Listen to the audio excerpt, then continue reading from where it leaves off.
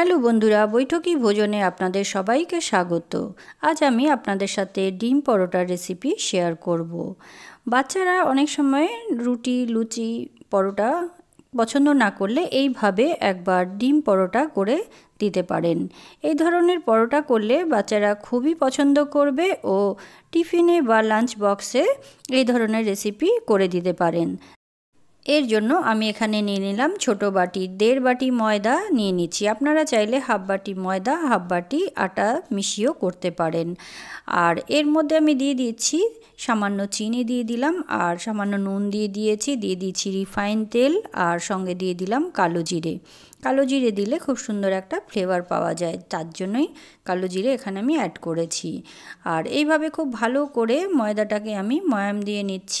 ময়াম দেয়া হয়ে গেলে আমি উষ্ণ জল দিয়ে ময়দাটাকে মেখে নেব।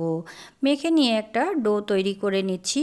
খুব বেশি শক্ত করে আমি এখানে মাখবো না, একটু নরম করেই আমি এখানে ময়দাটাকে মেখে নেব। ভালো করে একটু মেখে নিয়ে আমি সামান্য তেল দিয়ে আরও একবার মাখিয়ে আমি ঢাকা দিয়ে অন্তত 15 মিনিট এখানে রেস্টে রেখে দেব। তারপর আমি ময়দাটাকে লেচি কেটে নেব। 15 মিনিট পর আমি ঢাকা তুলে ময়দাটাকে আরও একবার মেখে নিচ্ছি। এরপর ডোটার থেকে আমি ছোট ছোট লেচি কেটে নিচ্ছি। আমার এখানে 1.5 বাটিতে 4টে এখানে আমার লেচি কাটা হয়েছে। আর এইভাবে সবগুলোকে আমি এক সাইজের করে রেডি করে নিলাম।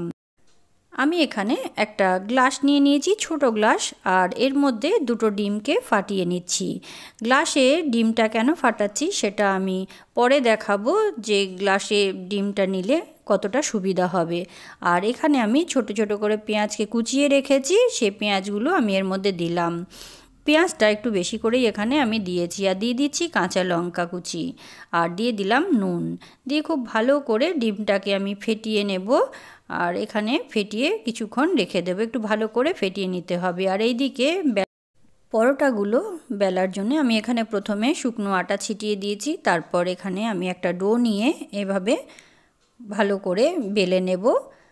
প্রথমে হালকা হাতেই বেলে নিতে হবে, যতটা সম্ভব গোল করে নেব। এখানে আমার রুটিটা এইভাবে বেলা হয়ে গেছে। প্রথমে এইভাবে আমি বেলে নিয়েছি, চারদিকটা সমানভাবে করে নিলাম। এরপর আমি এখানে দিয়ে দিচ্ছি ঘি। ঘিটা দিলে খুব সুবিধা হবে, এখানে তেলটা না ব্যবহার করে ঘিটা ব্যবহার করলে পরে সুবিধা হবে। আর আমি ঘিটাকে খুব ভালো করে চারিদিকটা মাখিয়ে নিচ্ছি। ঘিটাকে এমনভাবে মাখাতে হবে যেন কোনো দিকটা বাদ না যায়। এরপর আমি ওপর দিয়ে শুকনো ময়দা চারিদিকটা ছড়িয়ে দিলাম। এরপর ফোল্ড করে নিচ্ছি এই পাশটা, আর ফোল্ড করার পর এই দিকটাও আমি খুব ভালো করে ঘিটা আরও একবার লাগিয়ে নিচ্ছি। ঘিটা লাগিয়ে একইভাবে এখানেও আমি ময়দার গুঁড়ো ছিটিয়ে নেব।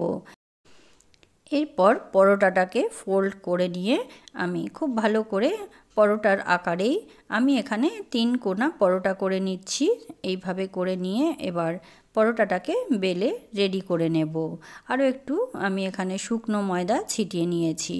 আমার এখানে পরোটাটা প্রায় বেলা হয়ে গেছে। আমি এখানে 3 কোনা করেই পরোটাটা করলাম। আপনারা চাইলে স্কোয়ারও করতে পারেন। আমার এখানে পরোটাটা বেলা হয়ে গেছে, আর এদিকে তাওয়া গরম হয়ে গেছে। আমি তাওয়ার মধ্যে দিয়ে দিয়েছি, গরম করে রেখেছিলাম। কিছুক্ষণ গরম হয়ে এলে, এক সাইডটা হয়ে এলে তারপরে আরও এক পাশ উল্টে দিলাম। এইভাবে প্রথমে শুকনো তেল ছাড়াই ভেজে নিতে হবে। তারপর আমি এখানে তেল দিয়ে দিয়েছি, রিফাইন তেল দিয়ে দিলাম। ও পাশটা হয়ে গেলে আমি এই পাশটা আরও একবার উল্টে দেব।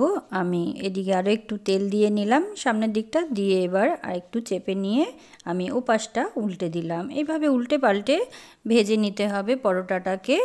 আর তারপর একটা কাঁটা চামচের সাহায্যে এইভাবে ফাঁকা করে নিতে হবে। ঘি দেওয়ার কারণে আর শুকনো ময়দা দেওয়ার কারণে খুব সহজেই এই লেয়ারগুলো খুলে যায় এইভাবে।